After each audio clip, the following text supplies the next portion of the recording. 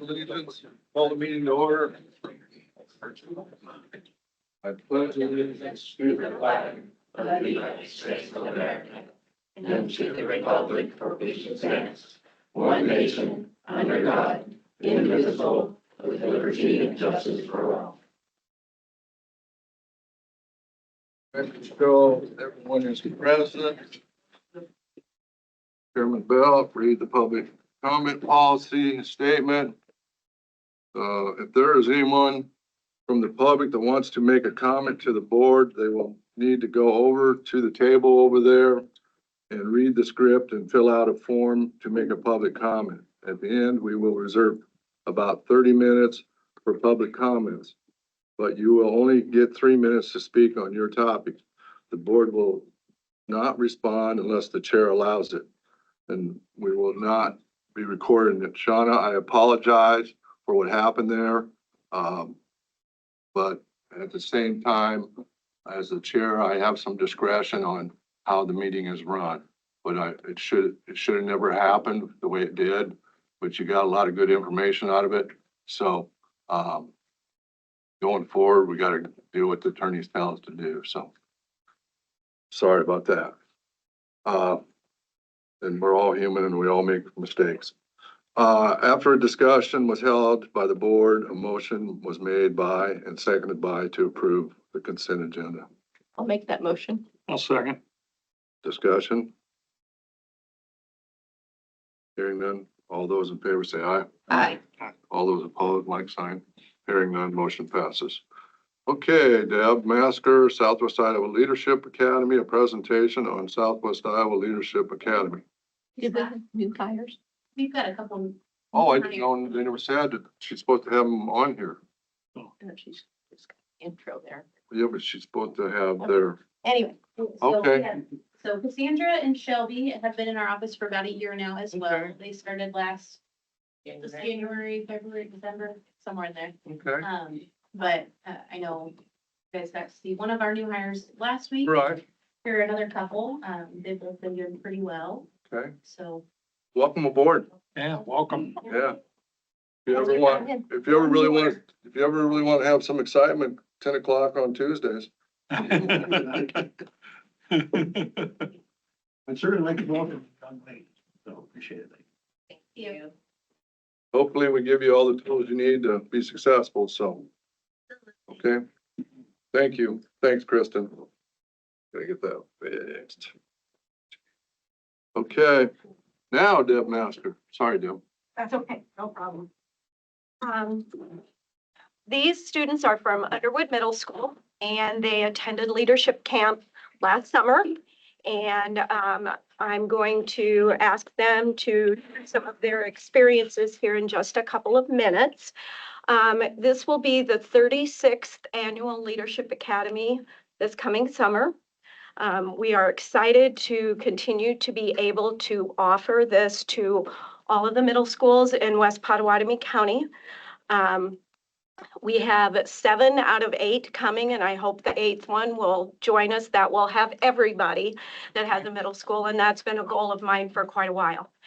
As you know, this is a very unique program that was developed in 1989 to build leadership skills in middle school students. We felt that, or they felt at the time, that this was a great targeted age to be able to help build those skills. So I'm going to ask each one of them, we're going to start with Shorty down there on the end. It's okay, I can say. Thanks a lot.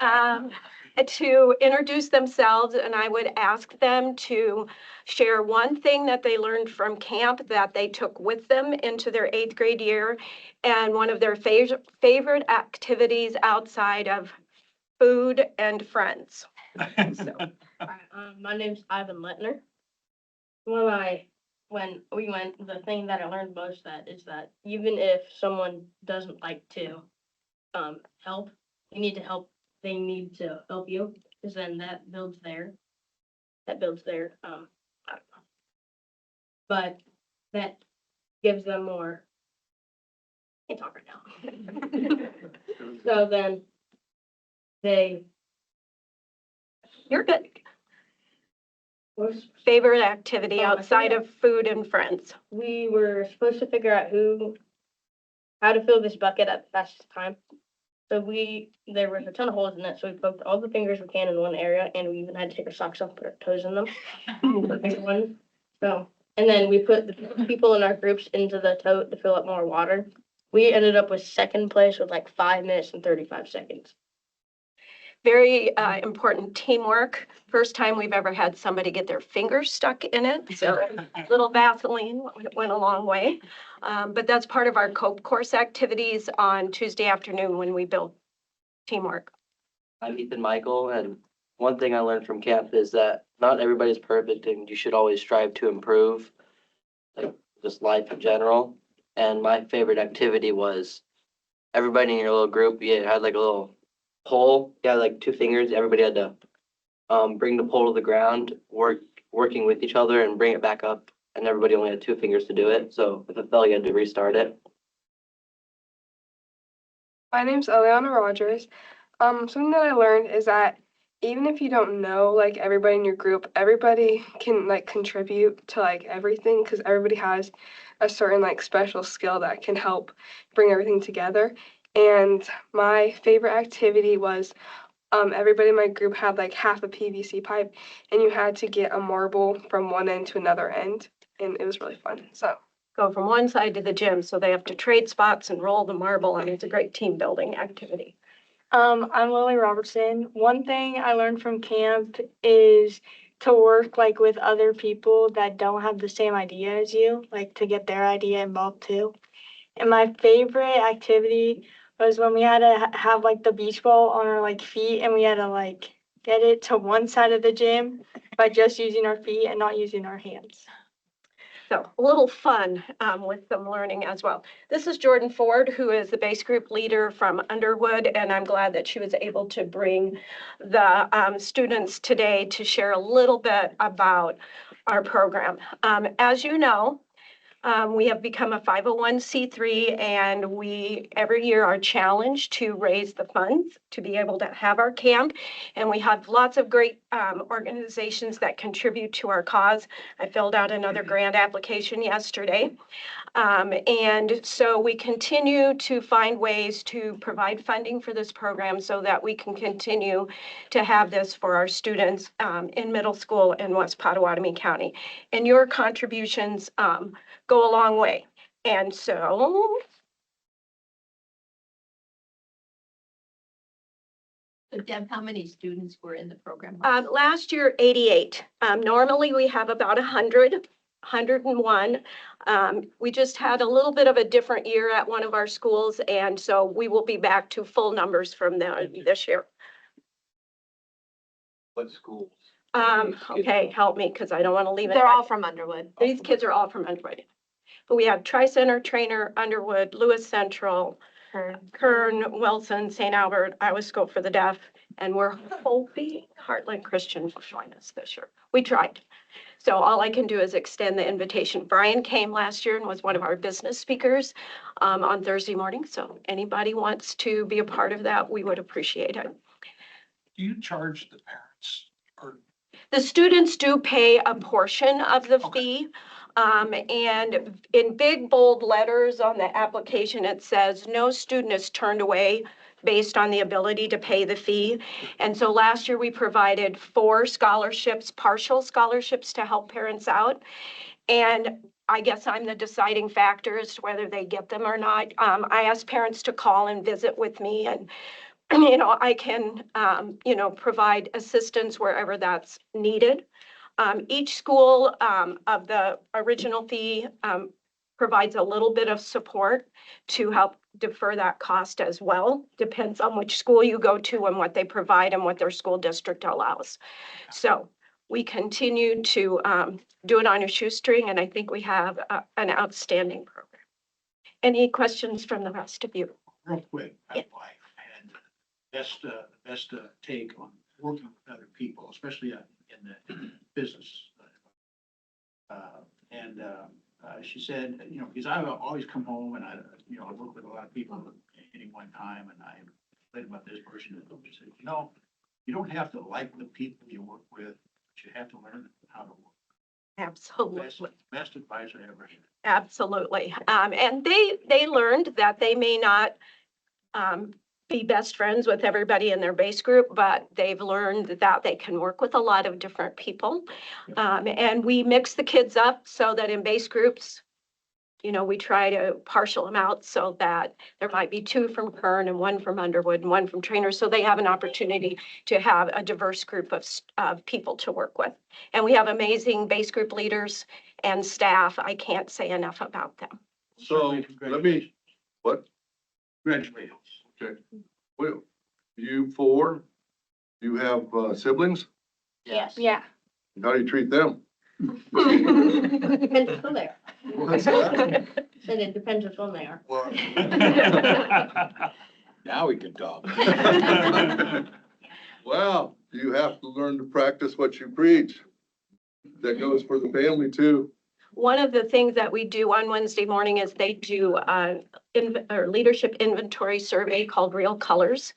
And they find out if they're gold, orange, blue, or green. Who was gold? Who was orange? Who was I blue? don't remember. You don't remember. No, I was either blue or orange. Anyway, they learn about those colors, the positive characteristics and maybe the not so positive characteristics.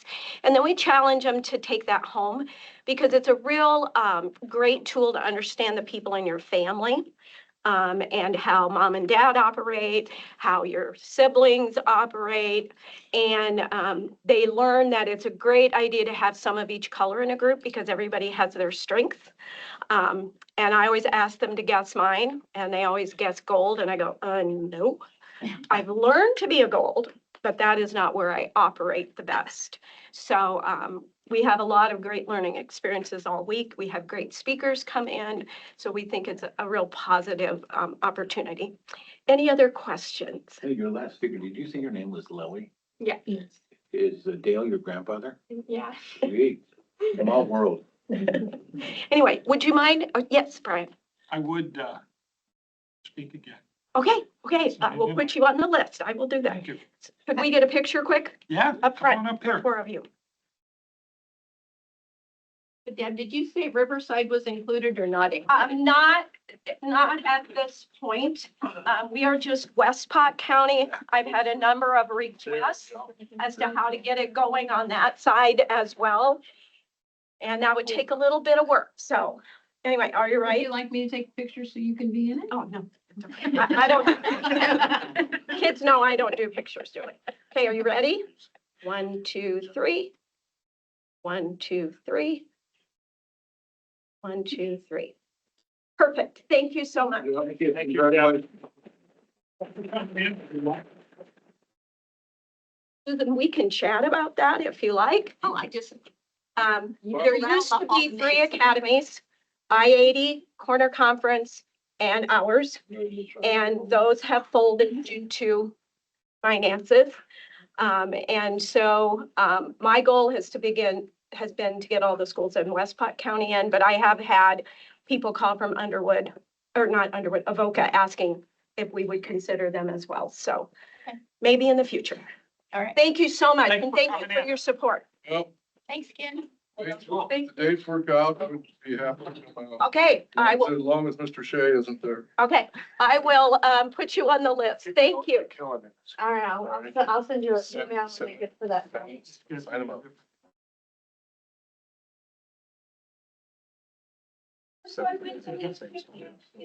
Go to that. Well, she didn't pass.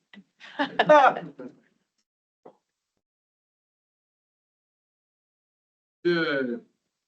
Brenda Mainwaring, President, CEO, Iowa West Foundation, Paula Hazelwood, CEO, Advanced Southwest Iowa Corporation.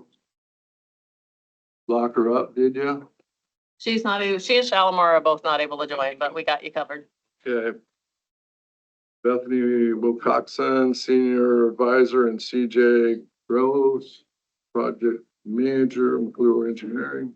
Report on findings of the Riverside Water Study. Take it away. Okay, I'm gonna give you some very high level comments. CJ's gonna give you the actual information, and then Bethany's gonna talk a little bit about what the conversations that she and Shalimar have had with communities. I sent you the study, January 20th. Hopefully Jeanette shared it with you. You've had an opportunity to at least glance through it. I did give you sort of the very high level bullet points.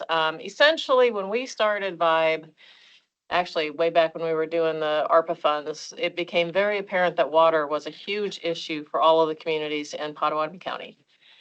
That came through again when we started the Vibrant Rural Communities Grant Program. We received water-related requests from Oakland, Macedonia, and Carson to do essentially the same thing. And so we said, will you cities work with us to see if maybe there's a more efficient way to do this that is in the interest of all the communities, does not take away your individual opportunity to control your community water, but requires less resources and less ongoing future costs. And so we IOS paid McClure to do the water study, got the information we needed in order to make good decisions. And CJ is going to give you a high level summary on that. Sure. Good to meet everyone. Hello. Yeah, so we kind of had two phases of our study. The first phase was going in, looking at the condition and capacity of the three different communities. So Macedonia is the smallest community. It's the first one that we looked at. They really have no water treatment at all. They dose some chemicals for disinfection. Otherwise, they have 2 shallow aquifer wells. Neither of their wells has the ability to meet the current demand or the projected future demand. When we look at wells, we look at the total capacity and then what we call firm capacity. So firm capacity is basically if your largest well went out of service, how much water could you give to the community? So those are the 2 criteria that we looked at. The firm capacity couldn't meet the existing day demand or the peak day demand. Carson, they have 4 wells. They have 1 deeper Dakota aquifer well, then they have 3 shallow wells. They can meet their current demand, but they can't meet their projected future demand. Oakland is a little bit tougher. Oakland is currently in the planning process of drilling 6 new wells. And they have the ability to they can't meet their current or future firm capacity. I think the biggest struggle with Oakland is 80% of the water that Oakland produces goes to Oakland Foods, which is an industrial user in town. And they also provide to Hancock. So as we're looking at the future, when we're looking at a combined water system and we're trying to plan, okay, the intent would be Oakland would provide water to Carson and Macedonia. As part of that planning effort, we went back and we said, okay, what are the plans for an Oakland Foods expansion? Is there any information available for that? We did find some information in the sanitary survey and then talking with some staff members at the city. Oakland Foods may potentially expand by 800,000 gallons. There's not really a time frame associated with that, and there's no agreements that have been signed. Is that per day? Yeah. 800,000 a day. 800,000 gallons per day. Yep. So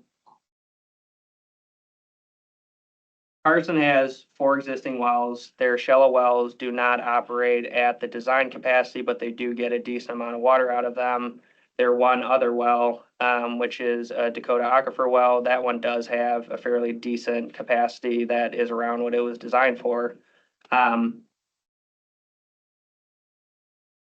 If Carson was going to do a connected system with Oakland, which based on our conversations between those 2 communities, there's not a lot of interest in them doing that, but Carson would have to basically forfeit those assets.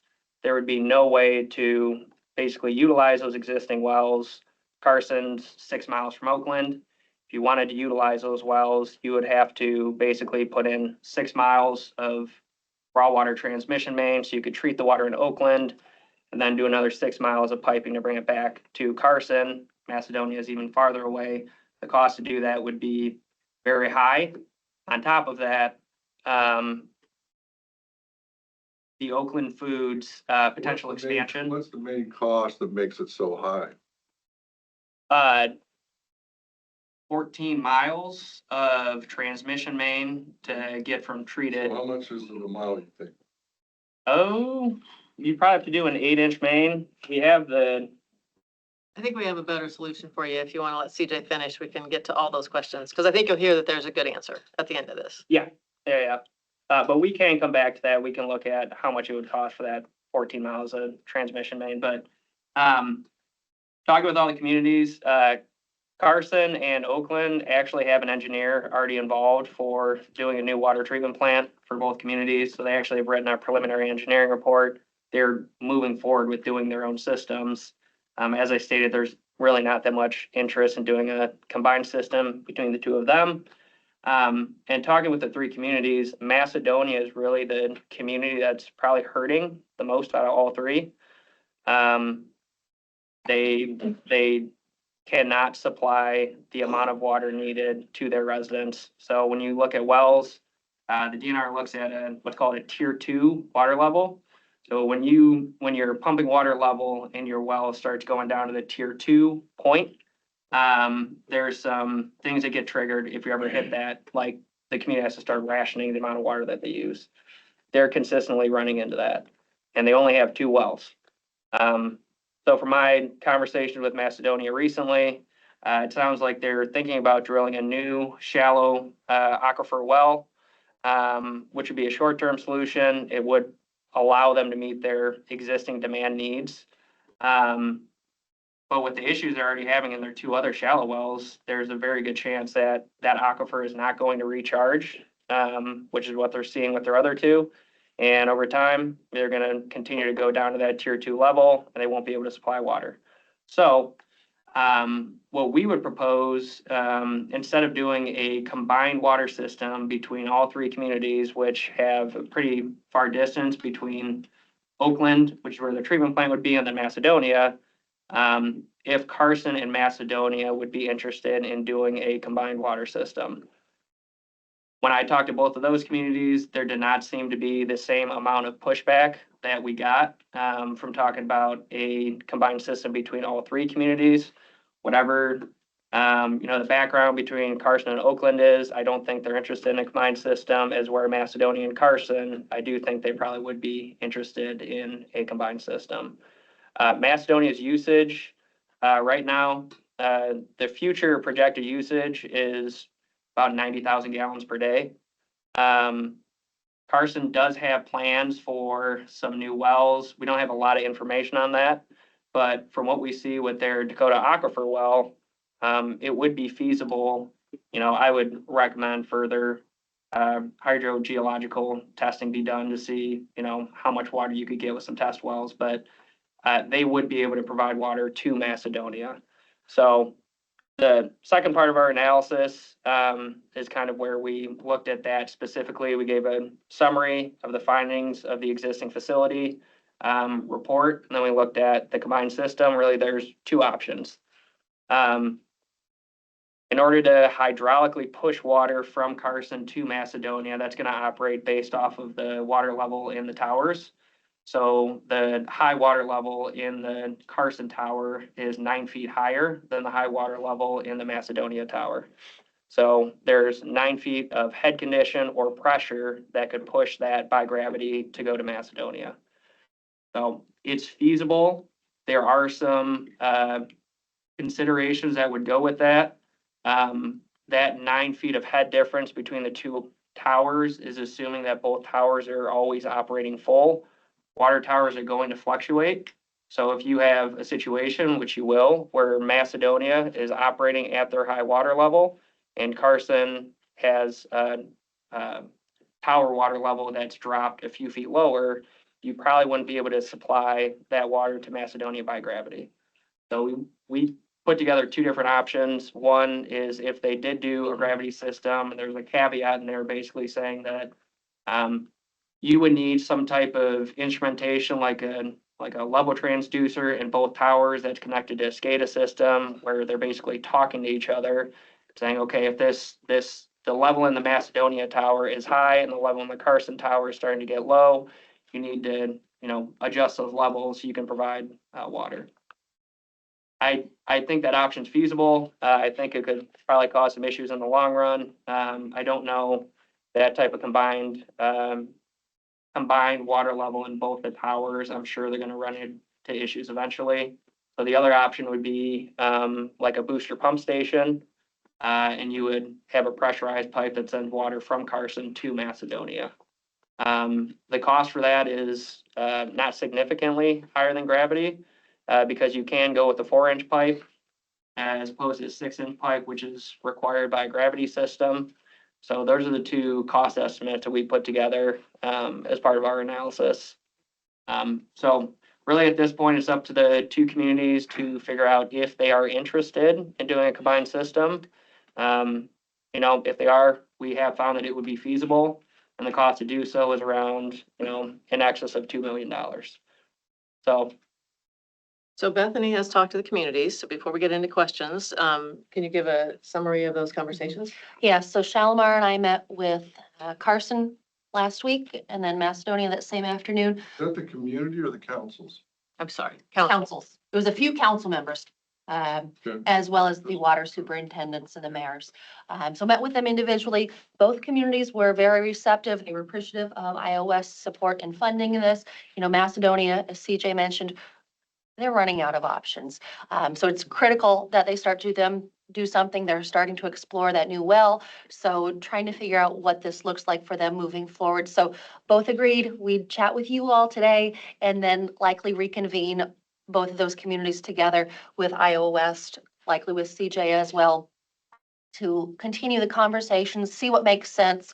We have a couple solutions out there, but I think overall, Carson and Macedonia are both interested in this. They understand, Carson understands that Macedonia is in a really tough situation. They're willing to help out. And if there are other grant opportunities, I think that just sweetens the deal a little bit more, if you will. So Just the costs, I don't think we actually said, gravity would be 2.07 million, and with the booster station would be 2.18 million, so about $100,000 difference between the two systems. So our goal was to understand what the current situation was.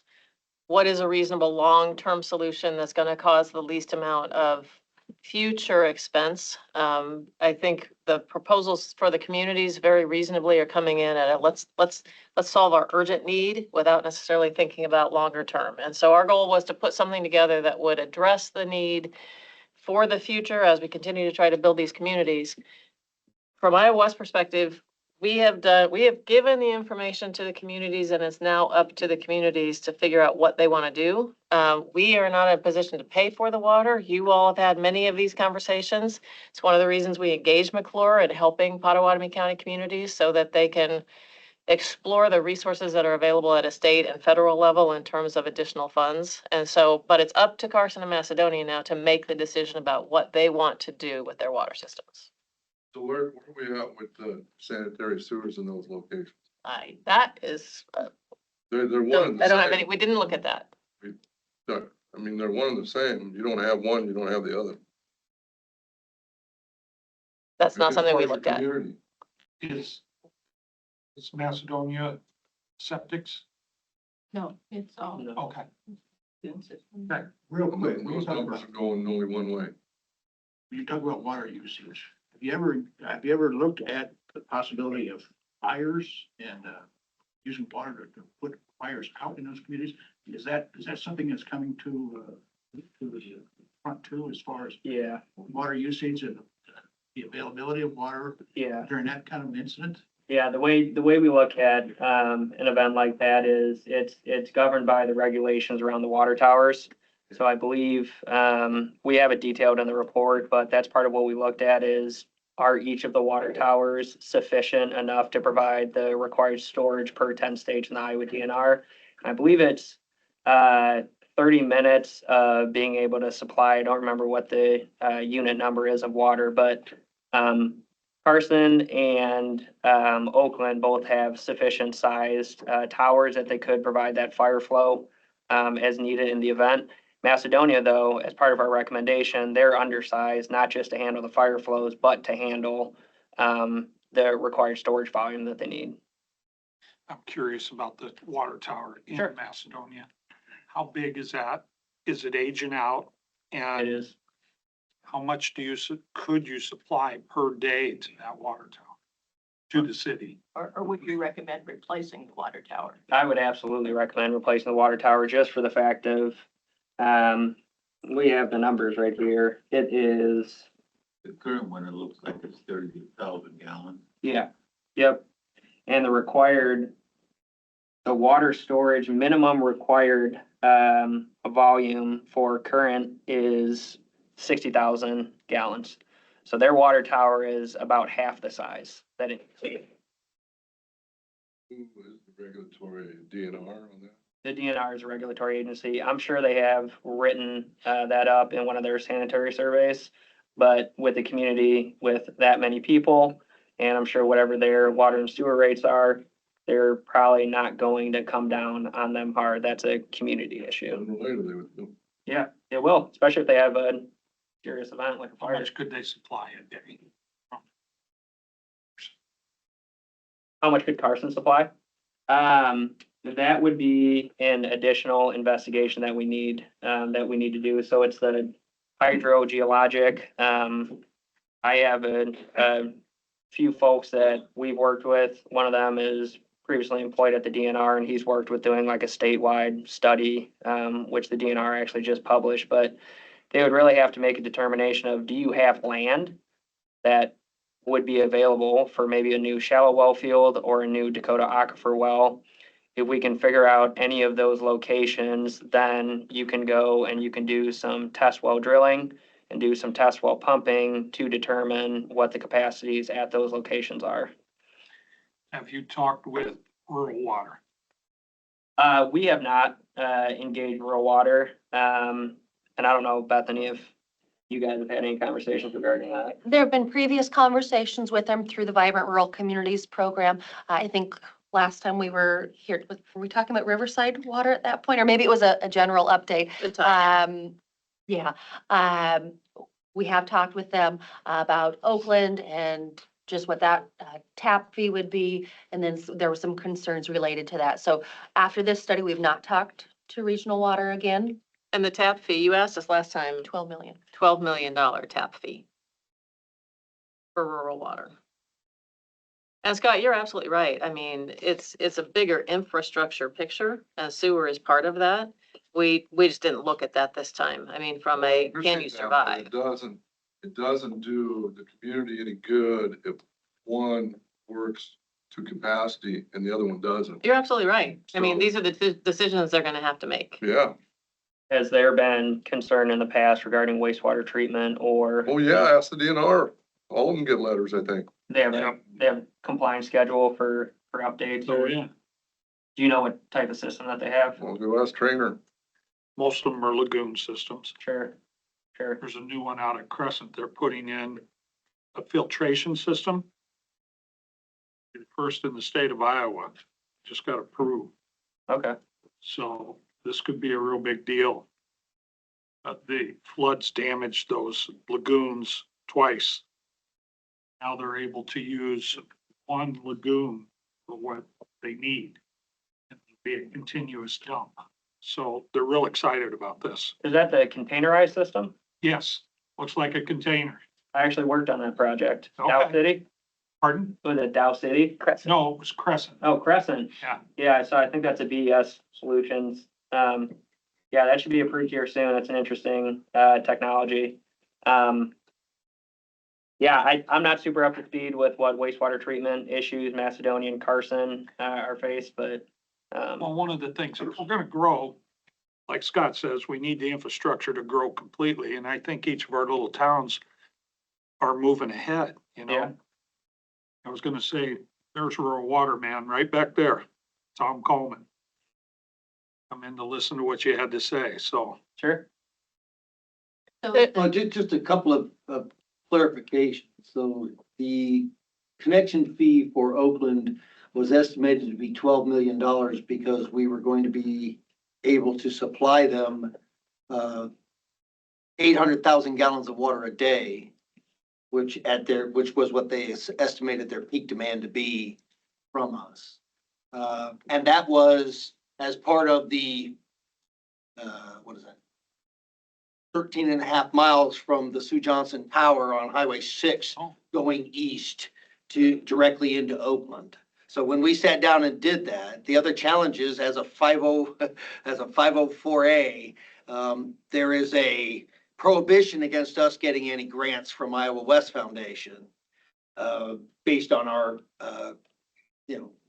Structure. our construction, the constitutional provision within the state law says we cannot receive grants from Iowa West. So that being the case, Oakland chose to go a different route.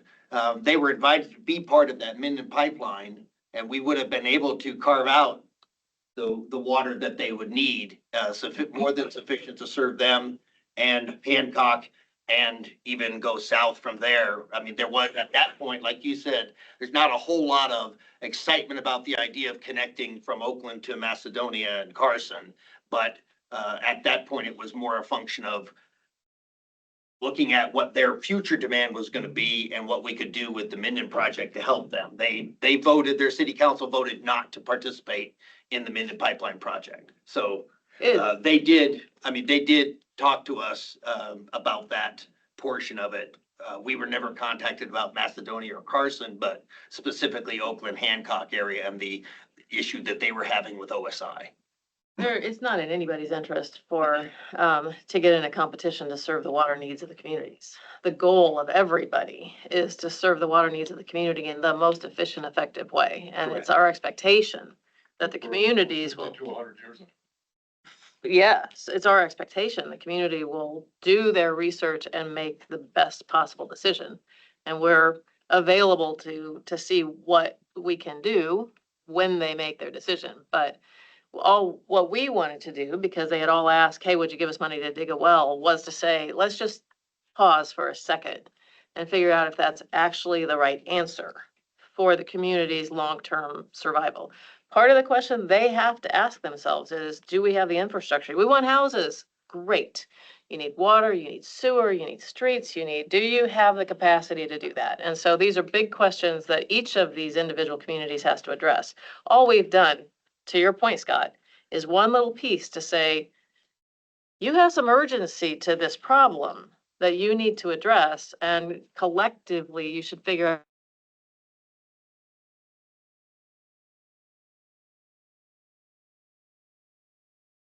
We want you to see the results so you have the basic information and understand where the communities are. Probably the infrastructure that exists in those communities today has not been replaced since originally put in.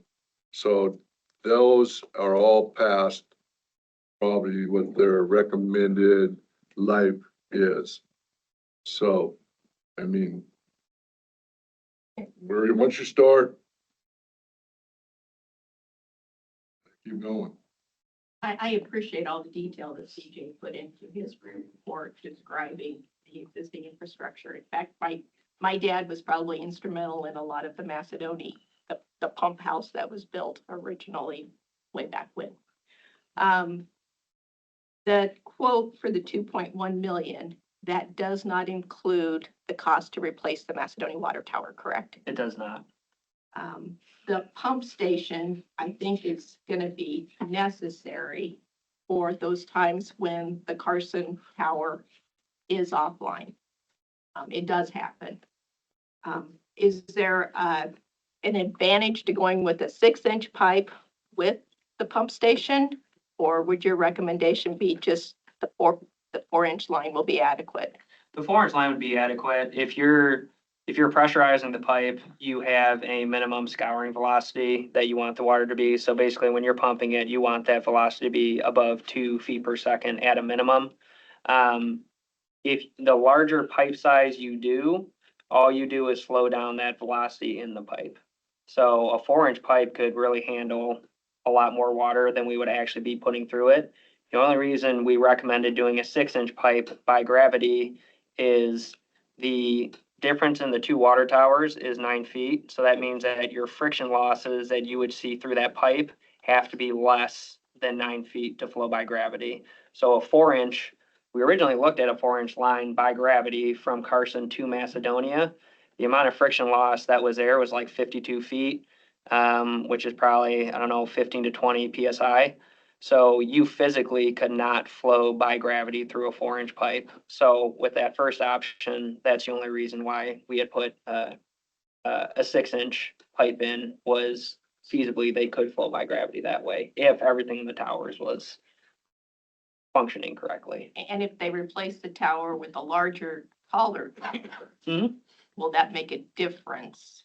It the absolutely height. would with the gravity system. Yeah, you would have to maintain whatever your high water level would be with a new tower if you went with a gravity system. If you went with a pressurized system, that would probably be a consideration that you would need to have up front before you put in a booster pump station, so that those pumps are sized to handle whatever that future head condition in the tower would be. So that's a really good point. Well, it's the good report. I mean, the drought situation has really made it the #1 priority. But even if, we'd still have these problems if we didn't have the drought. We would still be looking. When you met with the Carson officials, did they tell you about their new test well that they got good reports on and that they're, When we visited them, I don't know, maybe they had done the test, they didn't provide it to us, or maybe the test hadn't been done. They had pointed out a site where they were going to be doing some test pumping, but I haven't seen any of the results of that. yeah, I was at their council meeting a couple of weeks ago and they got good reports that that well was viable. Oh, that's awesome. application. So that was kind of a glimmer of hope on the horizon. So Yeah, So tell me this, how are you figuring on structuring that if it does go between Carson and Macedonia? Structuring the agreement. The agreement and the pipe and the access along the roads and whatever you're planning on doing. There's a map. I mean, again, this is just a I know, but yeah. preliminary, so there's a map in here that CJ provided that shows the route and the access and where Right. the pipe would go. Bethany and Shalimar have done a lot of work to research the way that the greater Des Moines area has put together an agreement that the smaller communities feel comfortable protects their interest and ensures that they're gonna get water and it's not gonna be taken away from them at some point in the future. So if they were to proceed, it would probably be based on, Des Moines happily shared that with us, so we could look at it. So. Well, so- They're the best, one to be dealing with. I think they've solved their legal problems and it's the outcome. That's been a few years. So the new group that they formed is called Central Iowa Waterworks. How did it previously work? There were purchase agreements between Des Moines Waterworks with the suburban communities, many of which had their own waterworks organizations. But there was always the concern that the waterworks board members were appointed by the Des Moines mayor. And so it was just so Des Moines centric. And so just last fall, it'd been years in the making. They tried previous times that didn't work out, but finally got this. It's through a 28E, hundreds of pages, but new organization called Central Iowa Waterworks. And so assets are still owned by the respective agencies, but that purchasing agreement seems to be much more fair in the eyes of the suburban communities, and Des Moines Waterworks is comfortable with it as well. I think we all are trying to find a longer term solution as opposed to just meeting the urgent need. And all we're able to do right now is, let's dig a well and hope we get some water.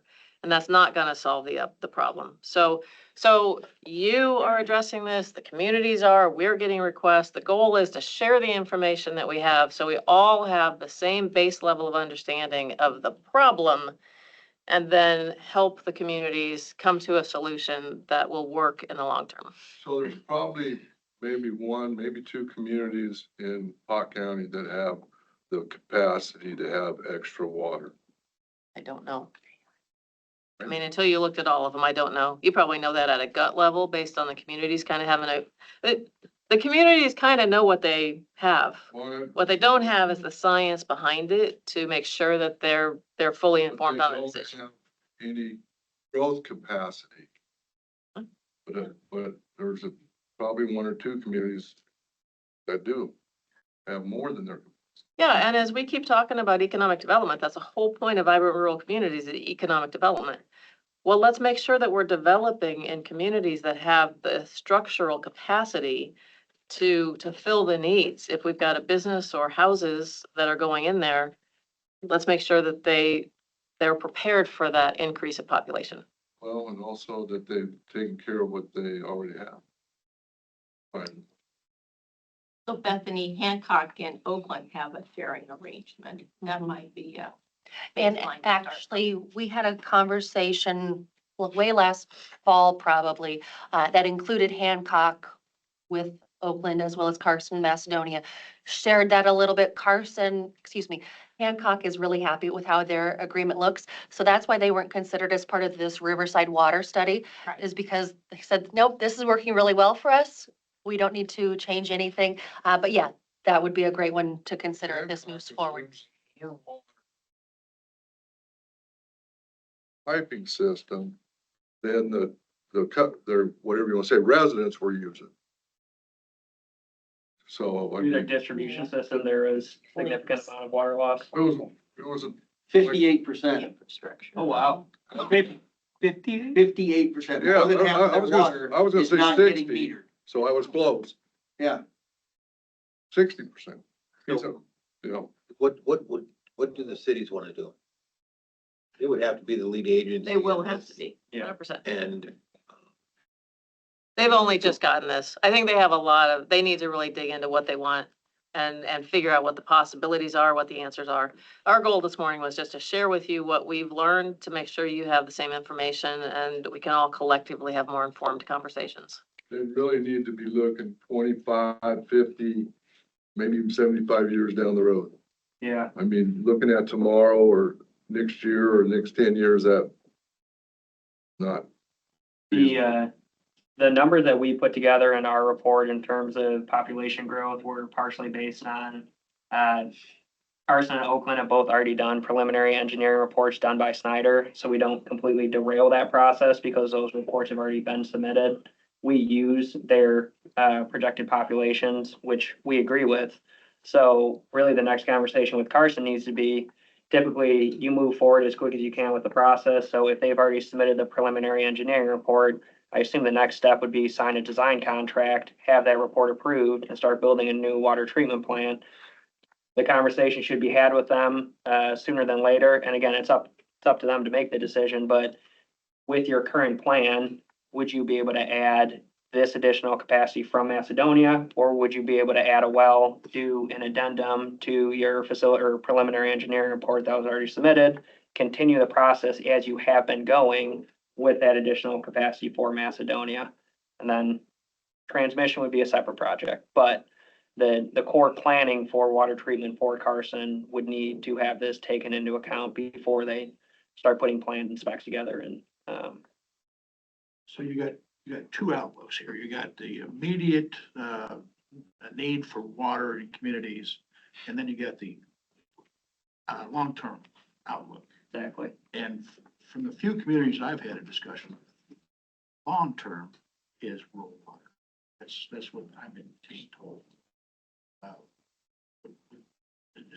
Was that something that you would agree with or not agree with, or? I really haven't done enough investigation in terms of the cost for a connection to rural water and where that connection would be available from to be able to say this one's better than the other. Their system's gonna have to grow too. So, Yes. yeah. Yeah. For a community like Macedonia, whether they connected to rural water or they connected to Carson, I don't have a preference on either one of those. It would really come down to what's the most cost efficient solution for them. Certainly the same for Iowa West. I mean, CJ's working from data. He's not able to answer a question in a lack of, because he doesn't have the information. We have no opinion. It doesn't matter. The only goal is to meet the water needs of the community in the best way possible. And Carson is 10 miles away from the rural water on Highway 92.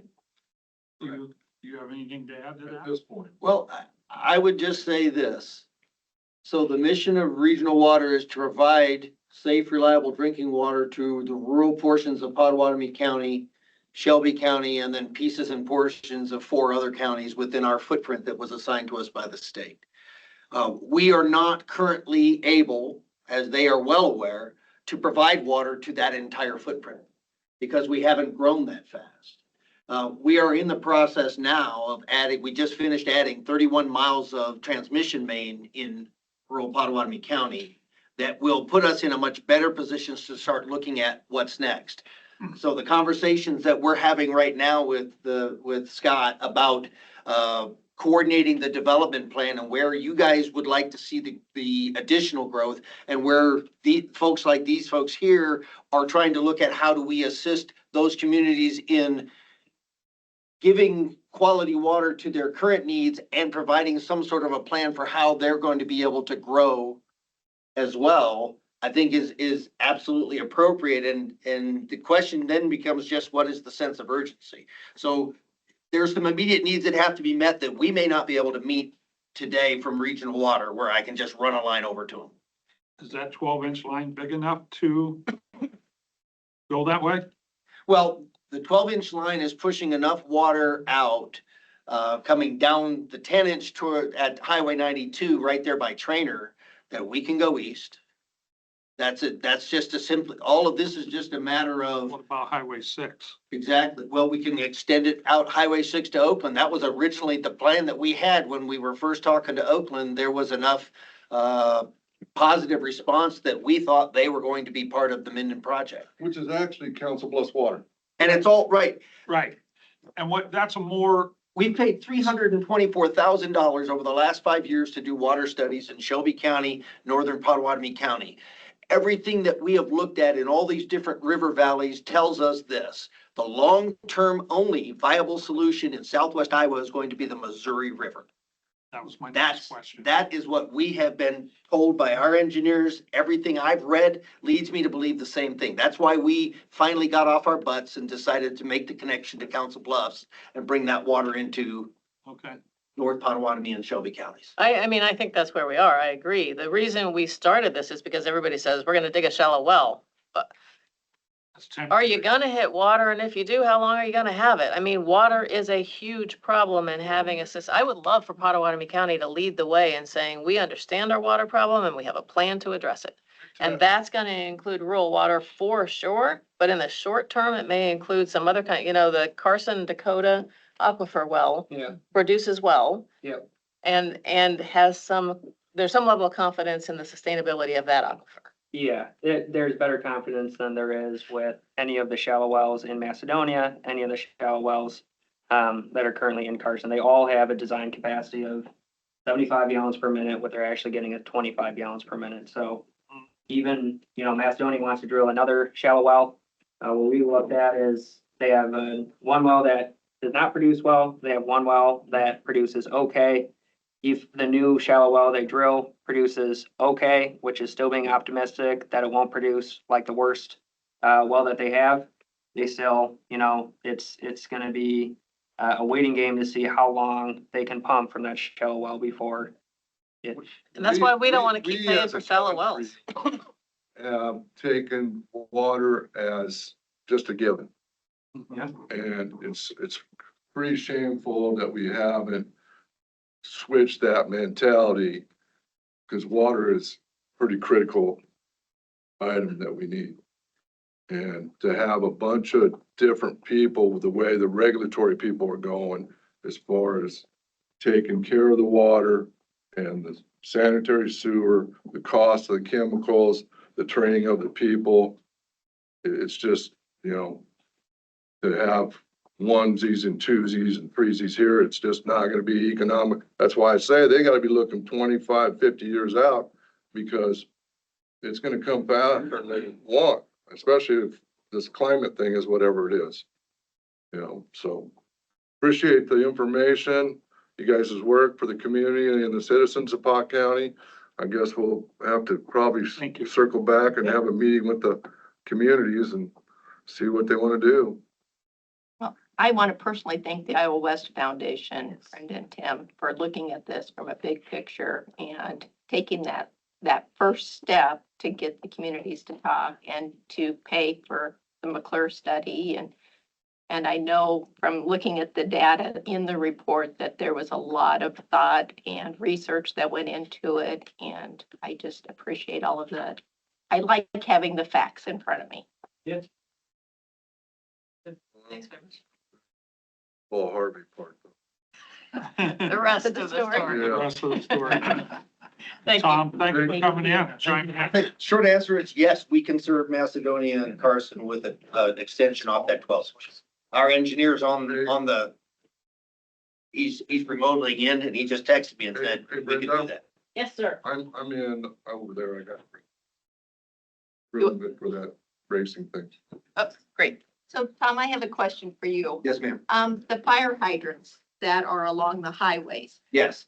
are those with the intent that the local volunteer fire departments can hook into those should a fire occur? Or what are the plans for the fire hydrant?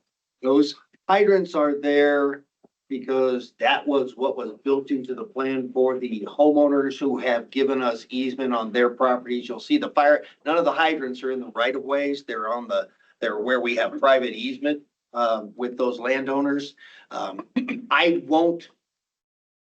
It is my understanding that there will be more than sufficient pressure on that 12-inch line for fire trucks to fill their tanks.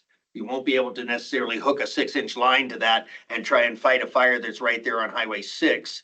Our rural system is not designed to be fire protection. It is fire suppression. So they will allow you pressure-wise to be able to fill your tank on your truck and then go wherever that is.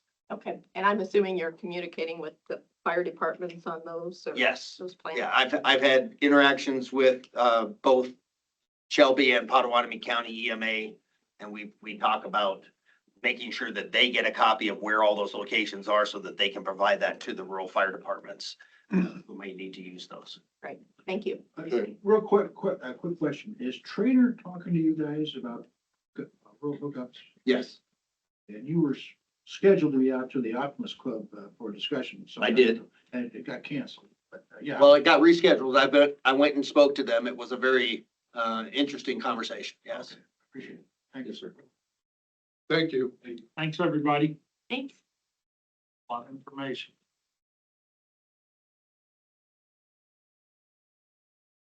Morning, David. David. Chief Information Officer, Information Technology, discussion and decision on a new cybersecurity analyst job description. Thank you. Good morning. So I'm proposing that we add a level 2 position for our cybersecurity track. And all the positions I have in my department, I have 1, 2, or 3 levels. For the cybersecurity, we did not. And so I'm asking that we do. We started this cybersecurity idea 3 years ago, roughly.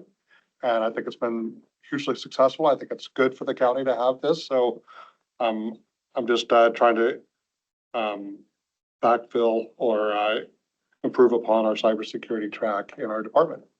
David, is this internal move? Yeah, Or is it a new position? it's a new position, but I'm not going to hire a new person. Okay. It's just a new position. Yep. Question. Thanks, Tom. What's the scale of your cyber one, David? Grade 530. Give me the hourly rates. I don't have that in front of me. I apologize. You have the hourly rates for cyber two? I don't know. Pull that up for Yeah, I you. was just saying, sure.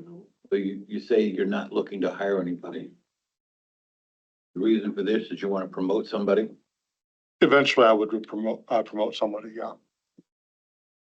And then hire back a cyber one? No. We still have one person in the cybersecurity track. So once the person reached the last step in the cyber one, you would move it to cyber two. Is that how you want to do that? Or whenever they reach the qualifications in here and outlined in this description. Is your cyber one at the qualifications now? I would say so, yes. Would you like those dollar amounts? Yeah. 530 starts at 3781 and goes to 4961. 534 starts at 4322 and goes to 5671. The one you have now is, Andrew, right? Correct. Yeah. Okay. Cybersecurity for our systems is almost as important as water to the rural communities. Almost. Different kinds of importance Yes, yes. Yeah, taking a shower is kind of important. for most of us, yeah.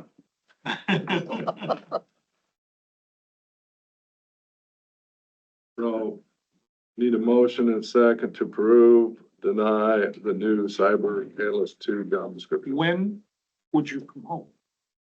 I would, in my budget discussion, we talked about July 1st is what I would. First, I'll make the I'll make- motion. I'll second. That comes up, David, you'll have to bring the information on where this person's sitting at, salary wise right now. And where that would fit in possibly fit into the other one. Correct. Yep. Okay, we're not gonna give a $15,000-$20,000 a year raise anyway. No, I'm not anticipating that either. Okay. And, I know we talked about it in your budget discussion, but we didn't talk about numbers. So that's important to me too. Understood. Yep. Any other discussion? Hearing none, all of those in favor say aye. Aye. Those opposed, like sign. Hearing none, motion passes. Thanks, David. Thank you, appreciate it. Yeah. Somebody stole my mouse, David. Full of mouth. Yeah, my mouse got dislocated. No, they took it. Andy took it.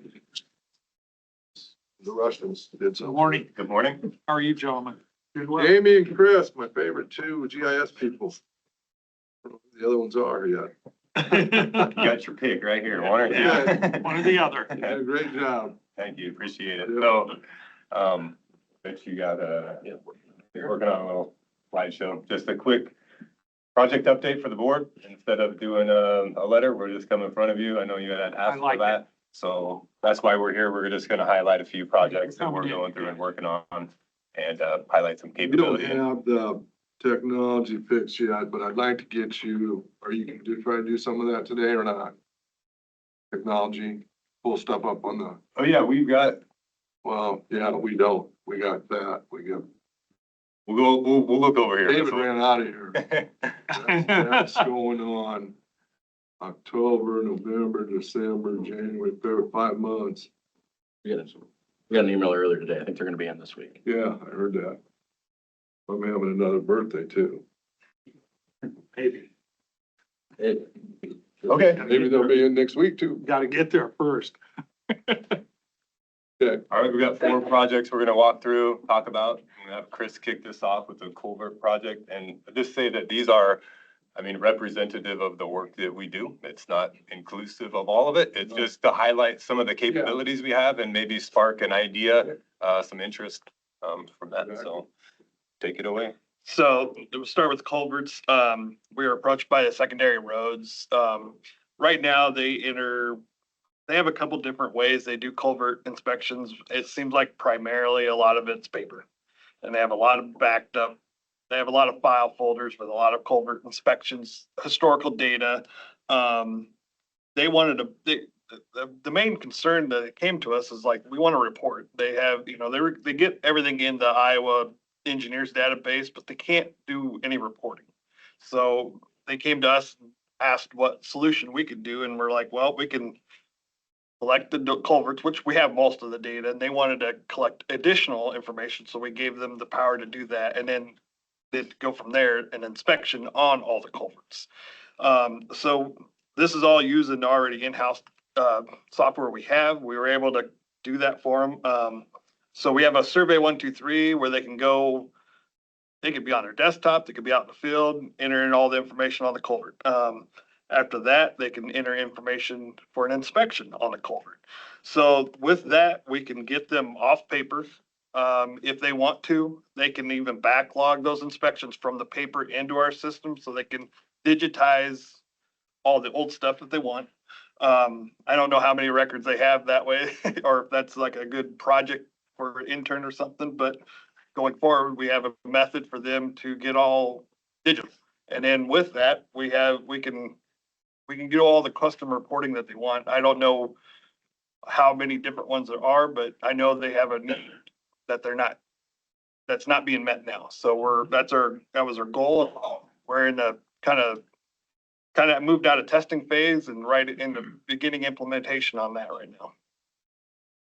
Yeah, classic asset management, like your car at a dealership, your car, and then an inspection and a service record and all that stuff, where they chain together and give you a good history of that and let you report and map it and show it. And, you could do a map of all the statuses where it's a 3 out of 10 and a 6 out of 10. It gives you a highlight of maybe planning projects out based on where the highest return on work will get you the best improvement. So that's our kind of bread and butter stuff for us. The survey 1, 2, 3. Some of you have seen that. It's a powerful form collecting mechanism that we use. Chris, now, don't they have to do every 2 years inspections on those? That's what I kind of thought, what Yeah. it sounded like. So, yeah. That's correct. Yeah, and I just wanted to also add another thing that we added to this was, with conservation, we act in the form collection of the inspection beaver activity. So we can kind of track that, that would be something that even we could give to conservation to kind of say, hey, here's where they've seen, because they're already out there. So we don't need to duplicate efforts. So. All right, next bit. So ag valuation, so we're talking forest reserve polygons. These are typically had been drawn in the GIS department. This was done when Mark was here as the director, and he would measure the areas on our website. He would just do a generic draw around it. He'd send that to GIS, we would draw it into our system, which is connected to the assessor's GIS system. We've changed that and so we had the capability to do that, but we weren't really, involved in that. Like, we don't know what trees count. We don't know what the rules are for the assessment. We were kind of middleman, right? So we've eliminated ourselves from that work where Jeff can now draw these himself directly through a website. So instead of just doing a generic drawing and measuring app, he's drawing these himself now and coordinating directly with the assessor's office on these items, which I think is just important to align the tasks with the people who are really responsible for them versus the people who have the capability to do that. So we had the capability, we were fine doing that. Now they have that capability. We put that into their hands in Chris and I use complicated desktop software. This is a website. It does one thing. It does Ag Land Forest Reserve, and it's been a success so far. This is going into production right now. They're using this today. So I think it's been a good transition. Just kind of highlights taking what you already have, evaluating if it's the best way to do it, and putting your technology in place to give somebody else that power to really enable themselves to do that work. A lot less time for labor for them. Correct. It's less time for everybody. It was really a duplication of effort. It wasn't, I'm not going to try to make it out to sound like it was a huge inefficient process. It wasn't. It was very streamlined. This is just more streamlined.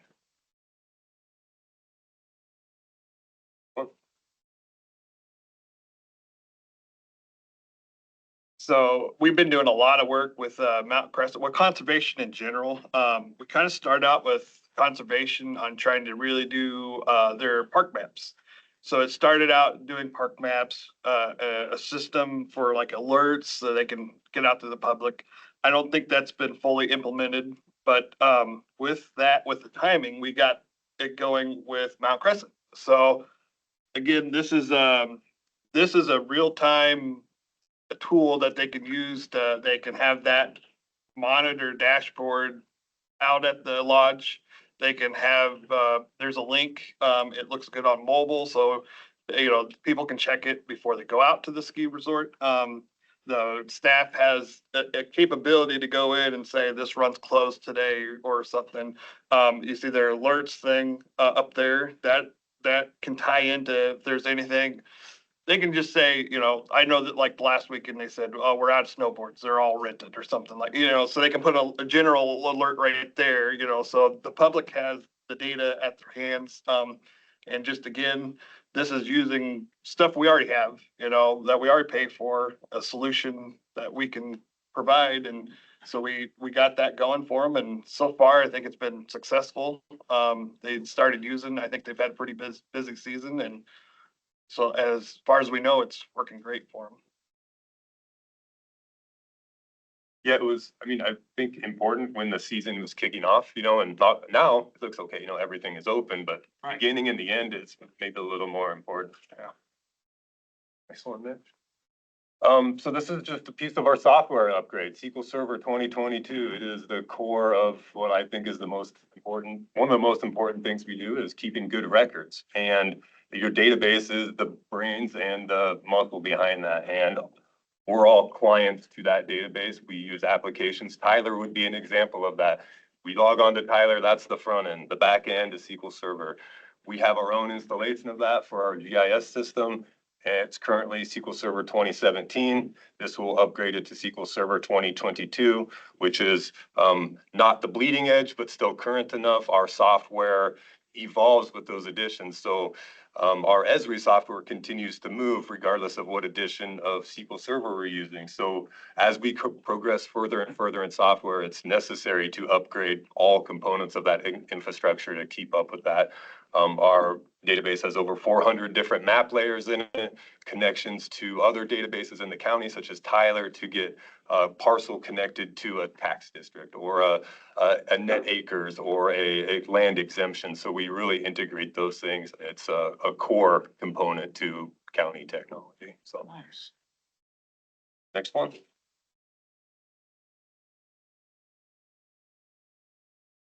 So a couple of the mapping things.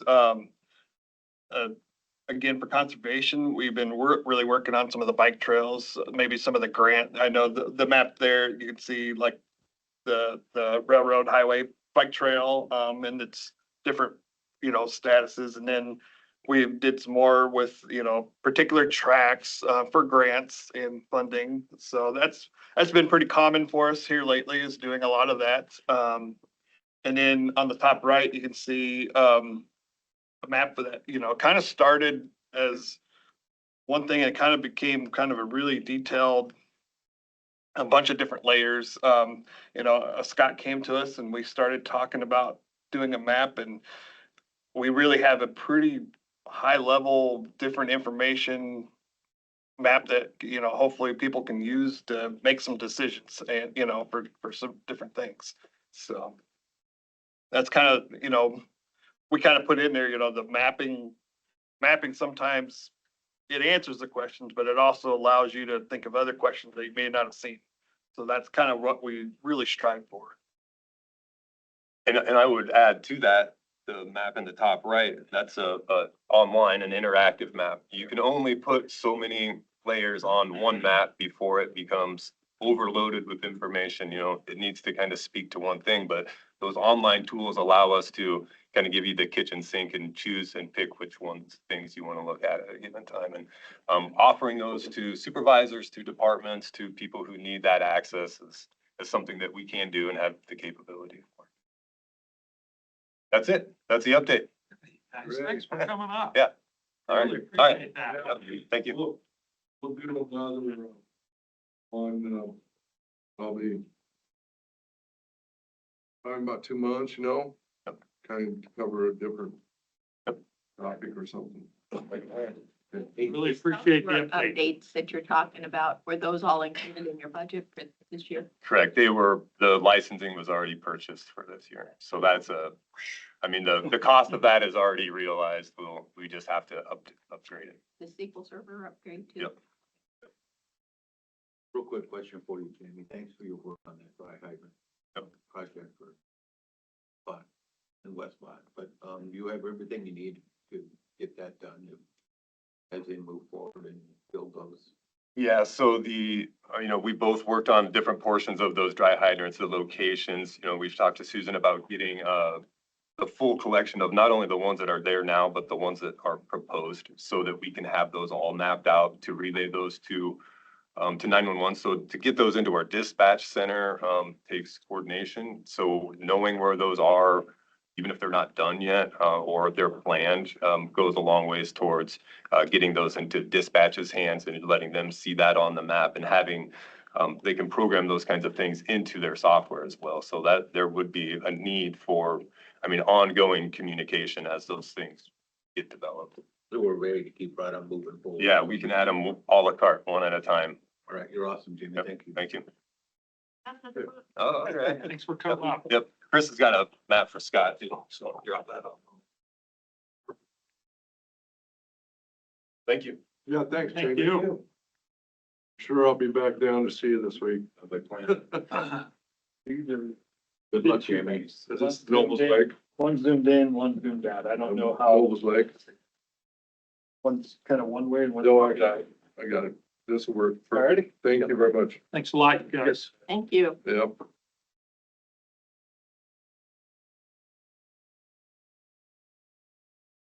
Okay, we got, updates from board members on committee meetings from past week. Jeff, do you wanna?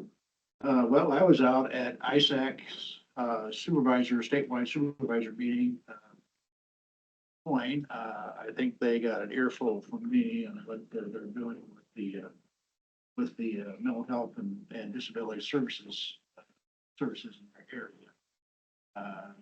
So anyway, I let them know that I'm not happy with the way that things are going, and I'm sure that they'll probably not listen to me anyway, so that's where we're at. That's all. Horse has left the barn. At a Trails Committee meeting for the bicycle trails, and their ATV River Park Trails. Went up to the meeting last week that Jeff was at, and then Advanced Southwest Iowa. And then, they had I was looking into a deal, they're called boxable prefab homes. 375 square feet, prefab deal for. Kind of neat you come in here, cause I thought that was a neat deal. Been reading up on that a little bit. They come in and they fold them out. Neat house for like, veterans and stuff, so. The email that Crystal Furlow sent, the only thing I would ask is, to go to those chamber board meetings. There's one on the 27th that I'd like to go to. I will be out of town for the one on the 26th. And we can only have 2 people there. Right. I don't know if anybody else has. I gave them one of them. Somebody else wants to go, that's fine with me.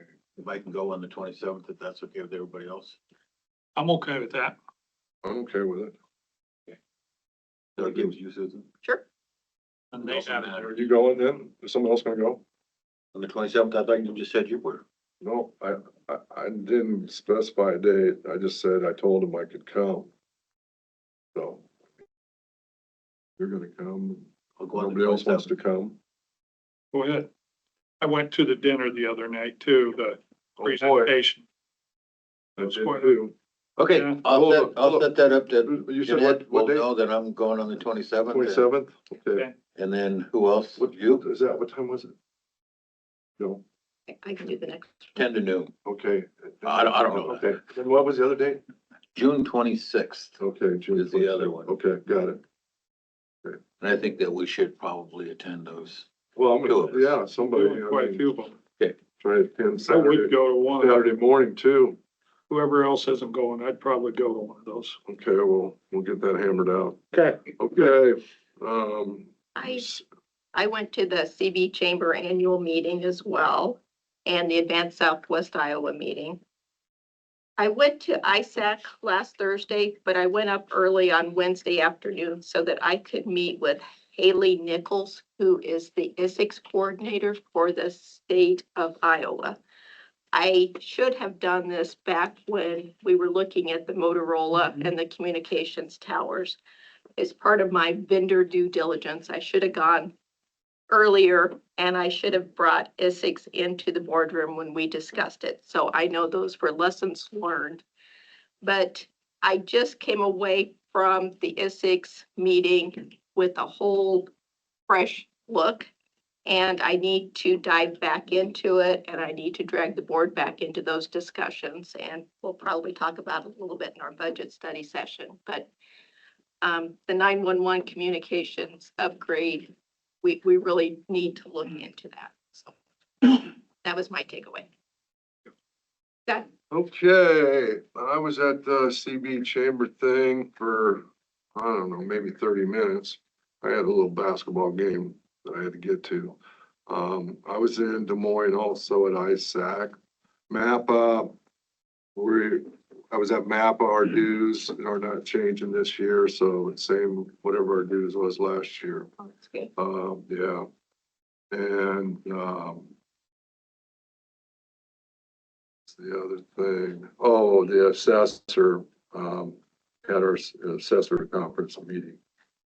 And I think that was pretty much it at this point. Sure, I'm forgetting something. Okay, moving right along. Now is the time for public comment. We will now discontinue the live broadcast from the